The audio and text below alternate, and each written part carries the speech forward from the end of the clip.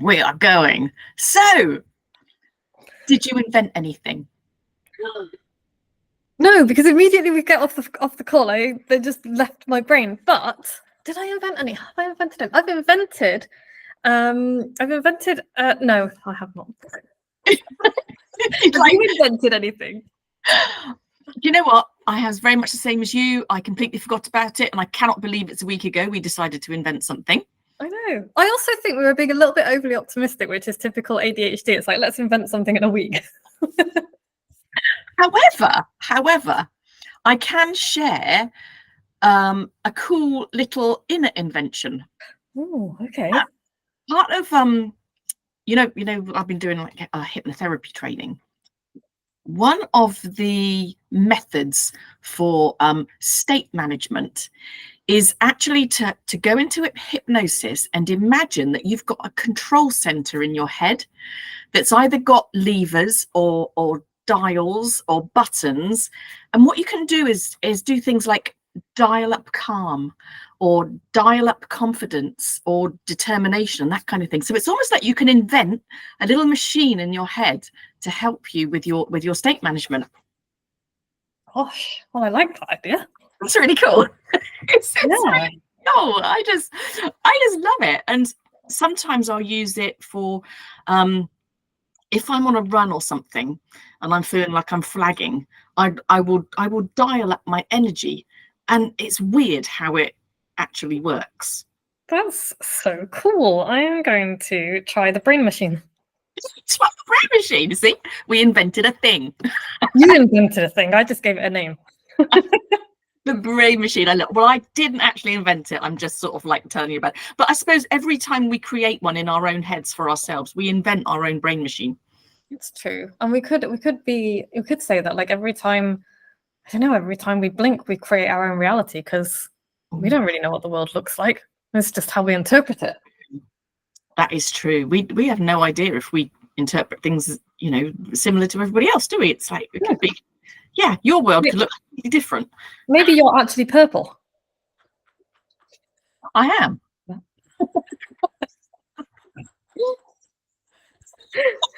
Well, so yes, no, I did not invent anything.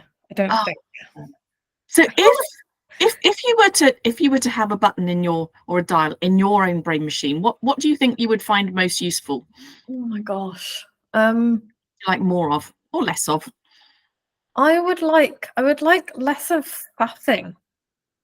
Less faffing. Okay. Yeah. Okay. Yeah, so bearing in mind it's always best to go for the positive rather than to dial down a negative, because then you get kind of blue elephant syndrome. So what would be the opposite of faffing for you? I don't really know. I think it would be maybe willpower. Oh, yes. Oh, I like that. Yeah, so you could have a willpower dial in your brain. I would like that. When you recognize that you are faffing, just give it a tweak. And some people think like hypnosis is going into some kind of like altered consciousness, but in fact, it's a little bit like the feeling you get when you're absorbed in a book or a good TV program. It's just that sense of like focus that you get, and you can achieve that just by, you don't even have to close your eyes actually, but it often helps to close your eyes and just sort of like focus on your breathing and go into a relaxed state. And once you're in that nice relaxed state, just imagine that you've got this control center in your brain, and you're just like, whoop. They can make noises and flashing lights and all sorts as well. The more sensory you make it, the better, because the more you can be absorbed in that imagination. I like that. It's like, I think I would, the Wallace and Gromit machines. Yeah. I reckon the inside of my head is a little bit like that anyway. It's just like yeah. And imagination is so powerful. You can read, and when I've got a couple of case studies underway with my hypnotherapy, and a couple of them are very ADHD, and I thought that they would be the ones that would have most difficulty in just sitting and focusing, but I found that they have been the ones that are best at engaging in their imagination. Yes, that doesn't surprise me. So, and I don't know why I didn't expect that, really, because I know what I'm like with my imagination. But yeah, it works phenomenally well for creative ADHDers. That's interesting. I'm going to write it down. Brain machine. Yeah, create my brain machine. Because do you ever do like meditation? No, I hate it. Ah, okay. What do you hate about it? The traditional idea of sitting still and thinking, nah, I can't do it.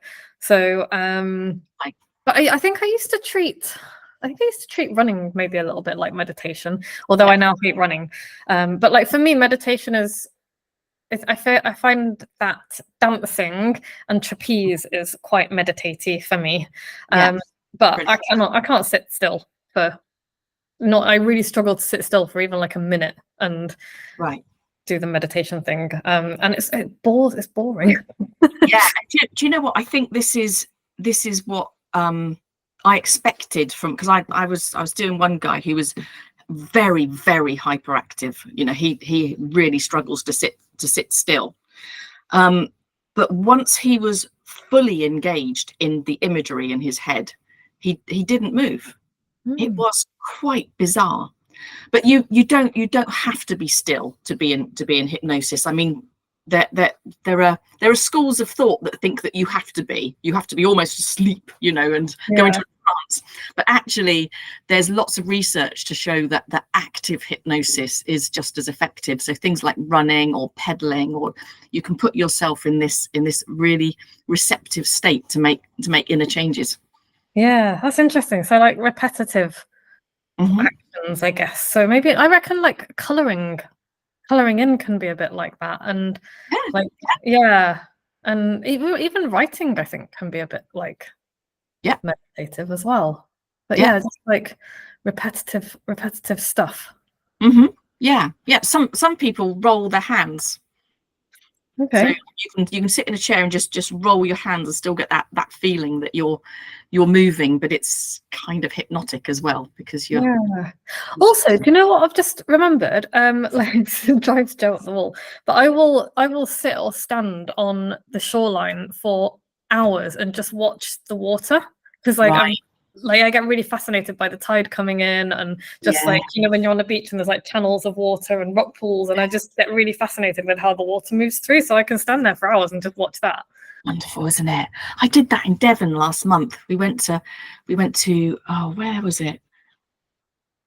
It was near Westward Ho. I actually wanted to go to Westward Ho because it's a cool name, but it was a lovely beach around that area, and I stood and just watched the waves going in and out, and also feeling the way the sand gives way beneath your feet when the waves come up and go over the top, and it's like so cool, isn't it? It's so sensory and absorbing.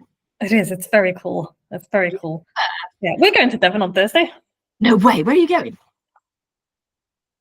Holsworthy? I don't know. Holsworthy. Near Bideford? Oh, yeah. I think I was Bideford. Yeah. I think actually went to Bideford one day. Yeah, we're going for like 10 days, and I'm very excited because I'm desperately in need of a holiday because I'm very tired. And so I've filled every day with things to do, obviously. So. Oh, amazing! It's such a pretty place, Devon. It's beautiful, isn't it? Have you been there a lot before? Or? I went on holiday once, like maybe more than once, but like my memory is that we went to the donkey sanctuary in Devon when I was little, and I got an electric shock off the electric fence. And ever since then, I've been absolutely terrified of electric fences and like static shocks and things. Oh my god! Yeah, do you know what? It's amazing how we've got this ability for one-time learning like that. Is that like, if you have an intense experience, that it just lodges in your brain, doesn't it? Sorry, I was just writing down donkey sanctuary because I want to see if it's still there. I think it is. Yeah, I think I went a couple of years ago to a donkey sanctuary down there. Gosh, then that means it's been there for like way more than 40 years, because I went when I was little. So. Oh, yeah. Oh my god, the donkey sanctuary is amazing. They have so many donkeys. Oh my god. I'm gonna go cuddle donkeys. They're adorable, aren't they, donkeys? They are. Oh Yeah. my god. I used to have one when I was little. It didn't used to belong to me, but somebody kind of gave it to me, and it had a little saddle, a felt saddle, and a bridle, and I used to just ride it around like it was a proper horse. Oh, I love donkeys. Donkeys, so lovely. Yeah. Teresa's got donkeys. Do you remember Teresa? She's got donkeys. She. Oh wow! Wow. And our next door neighbour Vernon used to have a donkey called Noddy. Noddy. Oh, sweet. Sweet. I've just remembered in Devon there's a village called Clovelly that has donkeys. Put Clovelly on your list. Clovelly. I have so many things on my list because we're going. This is like really relevant to ADHD as well. So like I'm like I haven't had a holiday since Christmas when we had like obviously I have a big chunk of time off at Christmas. Apart from one long weekend, I've had no time off, so I am really, really tired. Because the other day I was like, why am I so tired? And Joe was like, because we haven't been away, like we haven't had a time off. Yeah. Anyway, so I was like, right, we're going to Devon, and so I was like, what we're going to do? So I've just been through like weird things to do in Devon, and so we're going on a ghost walk on Dartmoor. We're going to an outdoors theatre. We're going to the aquarium in Plymouth at least once because I'm obsessed with aquariums.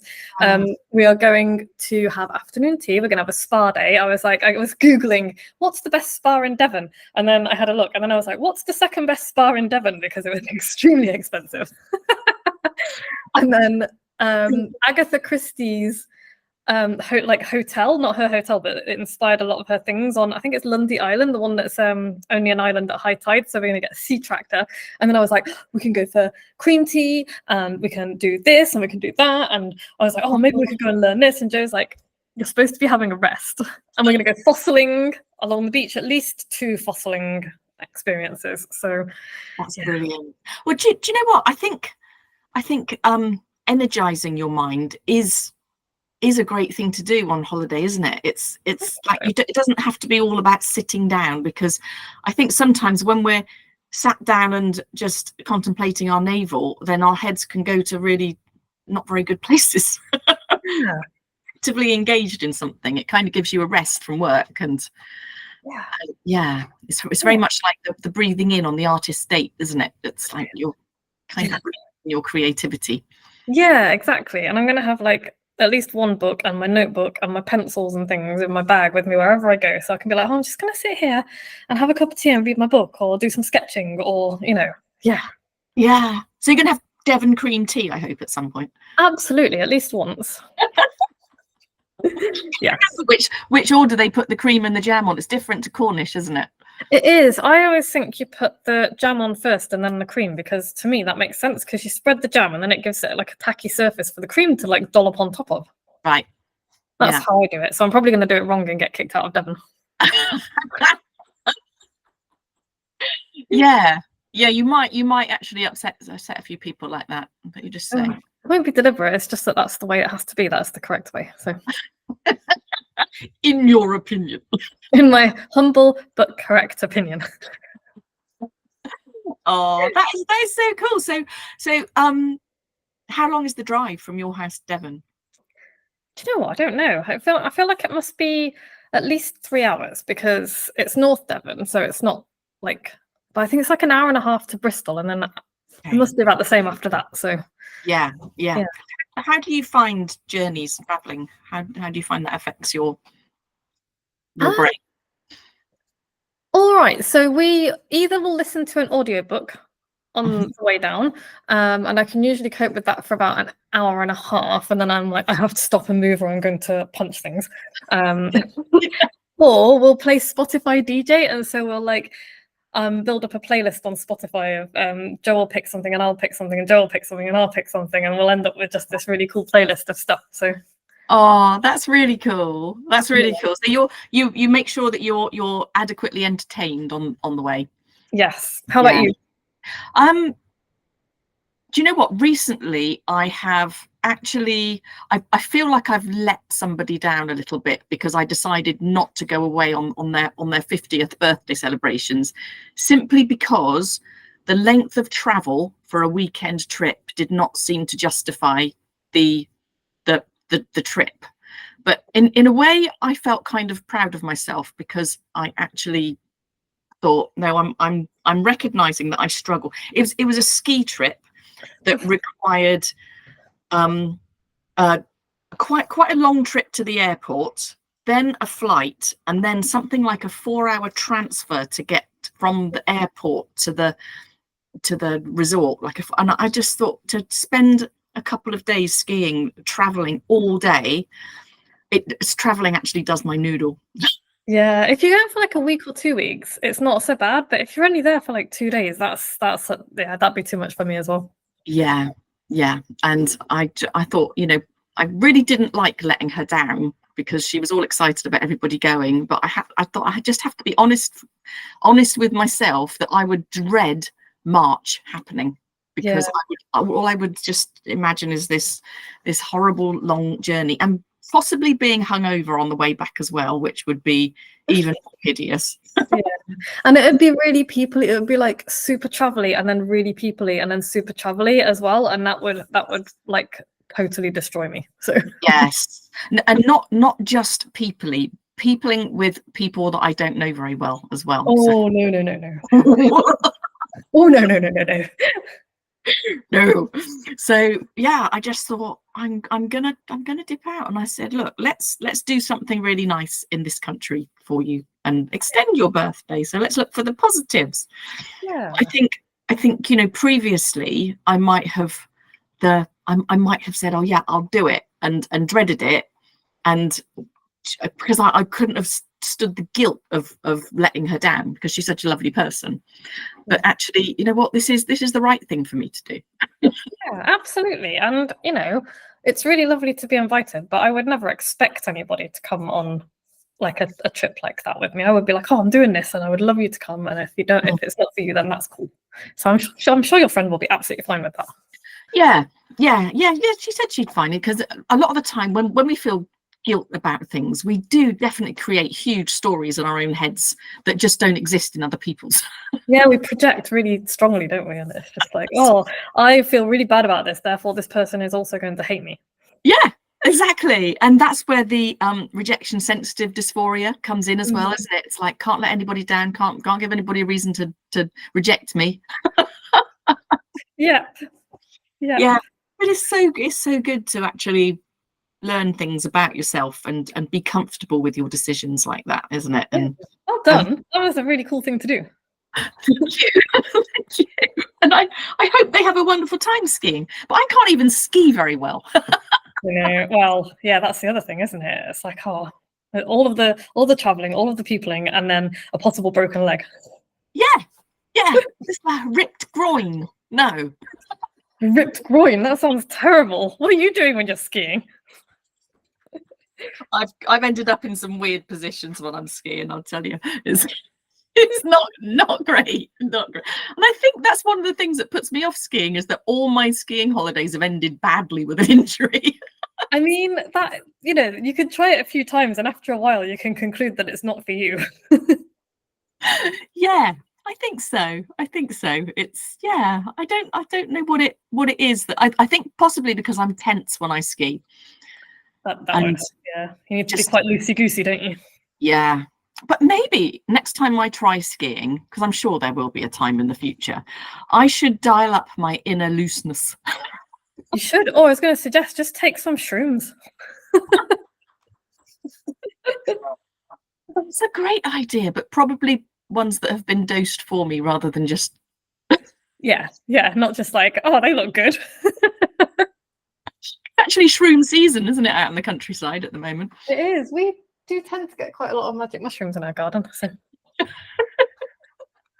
It's harvest time, is it? Harvest time. Yeah, I don't do anything with them because it's just faff. You have to dry them and stuff. And whenever I've tried to do anything with mushrooms, like not even magic mushrooms, they just turn into goo. So. Right. Yeah. I've often wondered, actually, like seeing them out in fields, do they affect cows and sheep the same way? No, I don't think so. I think because you do have to dry them, and that activates something, I think. So it's not just. I think if you ate enough of them, maybe, but I think they'd have a empty stomach before they had anything else. Yeah, I've had them in the past and not dried them, and they've worked. Oh, really? Okay.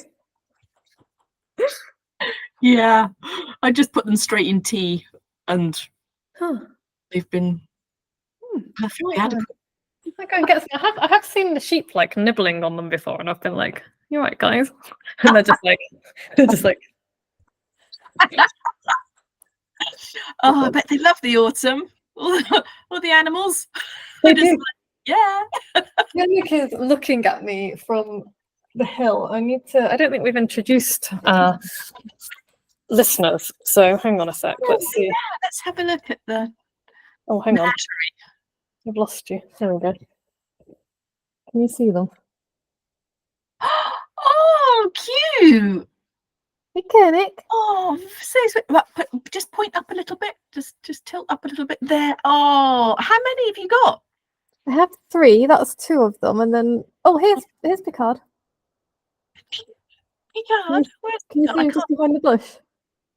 Uh, Might be a bit bright. I can't really see what I'm pointing yeah, at.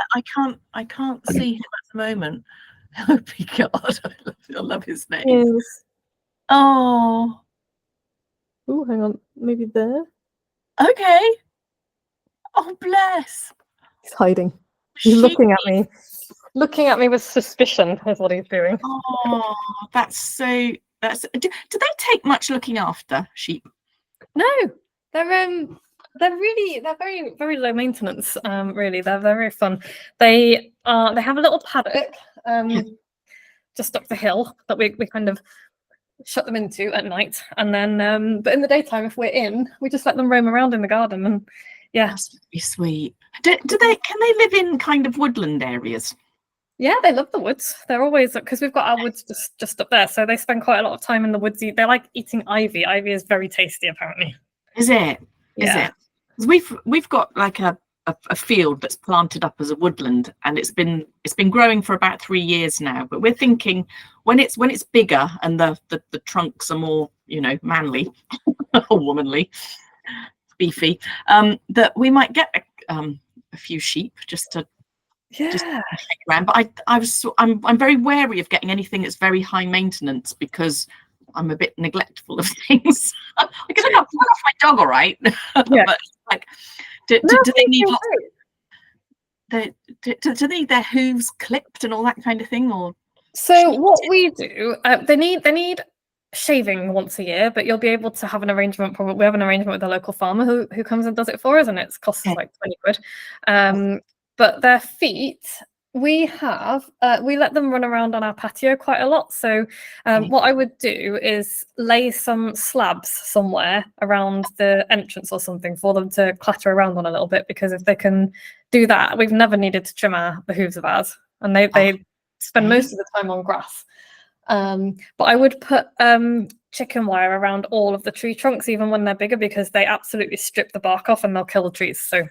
Oh, okay, all right. So we just chicken wire around them to prevent them from getting their little nibbly faces in there, and the trees will be fine. So that might take a while. We've got 1,000 trees. I mean, if there's plenty of grass, they probably won't. But some of them might get damaged. So. Okay, we might have to experiment with that, and perhaps like fence off a part of the field to keep. How much space do they need for like per sheep? Oh, I don't know. That's a good question. Not that much, actually, because we've only got like, I don't know, we've got maybe 1/4 of an acre fenced off for them, and they're absolutely fine in that most of the time. And then our whole garden is like maybe 2.5, 3 acres, and they don't use most of it. Ooh, okay. How much space have you got? We've got our woodland. I think it's about 3 acres. Oh, you get like, I mean, we've got 3, and you get like 6 or 7 on there, I reckon. Ooh, that sounds fun. Yeah. Just think they just look so sweet and adorable. But I watched Clarkson's Farm. They said like all sheep are suicidal, and I'm like, oh god.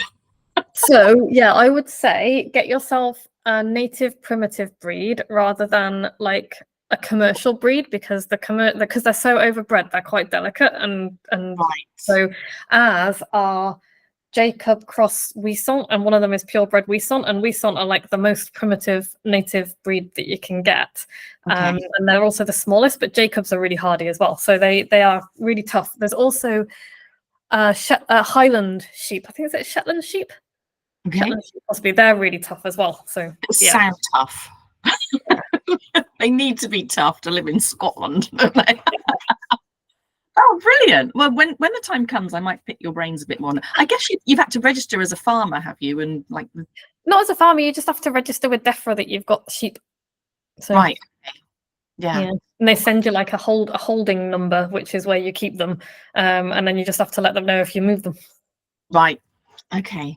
So it's pretty simple stuff. I just want to make sure I'm responsible about, you know, making a decision before I get them, that I'm not just like taking on something that's going to require lots and lots of looking after when I'm not very good at doing that. I mean, it's so much fun. If you decide to do it, give me a shout and we'll come and help. Awesome.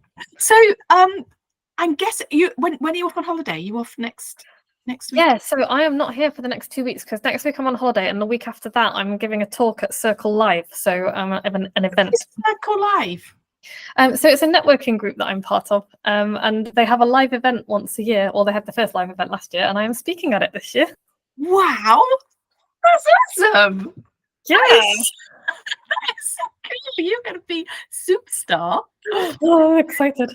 How long have you got to speak for? 22 minutes, so not very long. It's nice. But like, it's literally the Monday after I come back from my holiday on the Saturday, and I'm just like, so I'm trying desperately to get my talk finalized this week before I go on Thursday, and then I'm going to have to practice it while I'm away, and the whole thing is just very badly planned on my part. But that's fab, isn't it? And it looks like you're really looking forward to it.